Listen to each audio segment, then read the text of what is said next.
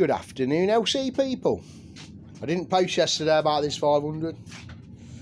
As you know, last week I was working on that lovely little linkage in there.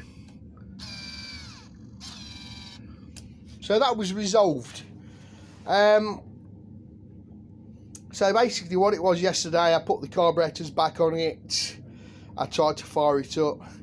And it did fire up. Unfortunately, it was missing and popping and banging.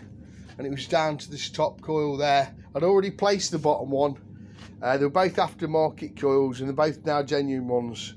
And I'm happy to say it now runs how it should. Still got the airbox to put on it and all the body work. But it's she's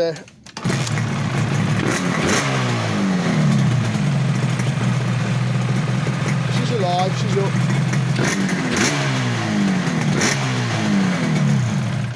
So Dave's quite happy about that. There's nothing really else left for me to report about it.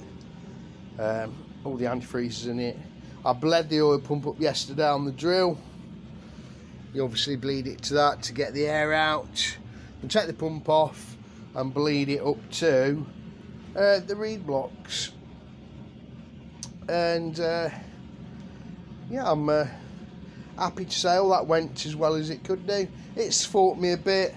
I've had a bit of a fight with the front wheel. I changed the master cylinder because the other one were leaking out the sight glass. He bought me a new one I put on it, and the front wheel were binding. And I'd already stripped these brake calipers and I knew it wasn't them. And when you unbolted them, they actually moved freely on the discs.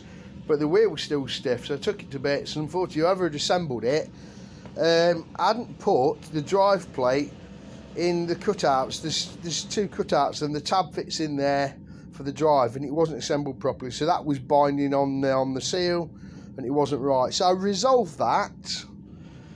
What else is that I did to it? I'll lose count with the little bits I have to do to it. The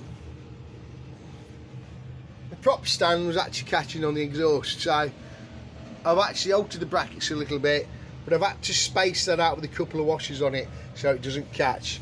Nothing more annoying, is there, than bloody side stands catching exhaust. Does my noodling.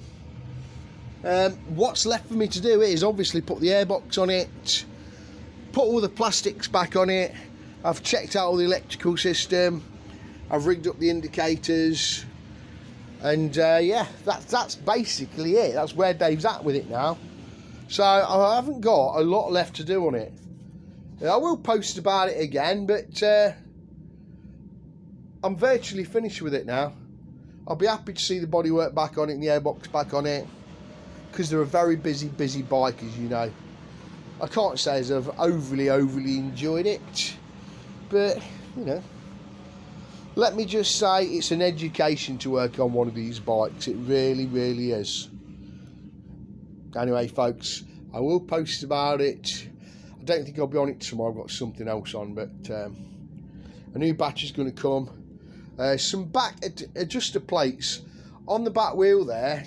He's got some aftermarket ones, that square plate at the back, and they don't fit very good. So he's got a couple of them to bring me, and another new battery. So I think the airbox can probably go on it this afternoon, and I'll have to shelve it till next week, but we're sort of 90% there, folks, thankfully. Anyway, I'll keep you posted. Thanks for watching. Dilly dilly.